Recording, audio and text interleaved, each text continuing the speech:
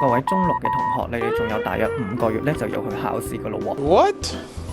但係你如果而家嘅 Listening Part A 咧係徘徊喺合格嘅邊緣，甚至係唔合格咧，其實你哋而家唔係要去死操爛操或者聽英文啦，你哋而家要做嘅係要學識一種放棄，嗰種放棄叫乜嘢啊？就係策略性放棄啊！點解啊？我首先要講下咧 Listening Part A 要合格嘅3大原則。第一個原則，其實你攞到一半嘅分數，你就已經可以攞到 Level 3㗎啦。第二個原則係 Listening Part A 入邊每一題都淨係得1分嘅啫。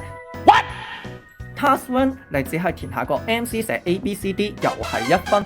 Task 4你寫句子寫到自己寫餐死啊，你都係得1分嘅啫。第三個原則係乜嘢啊？Task 1同埋 Task 2咧係其實得高小至到初中嘅程度，相對於 Task 4其實係遠超於高中嘅程度㗎。所以你而家要學識策略性放棄操練 Task 4，然後個目標集中喺 Task 1、Task 2攞80成或者90成嘅分數。Task 3咧你係咧要攞大約一半嘅分數，咁你就已經可以 Level 3㗎啦。明唔明？明嘅，快啲 share 俾你身邊徘徊喺合格邊緣或者唔合格嘅同學啦。我係邊個？我係 ET 王，你嘅 English teacher。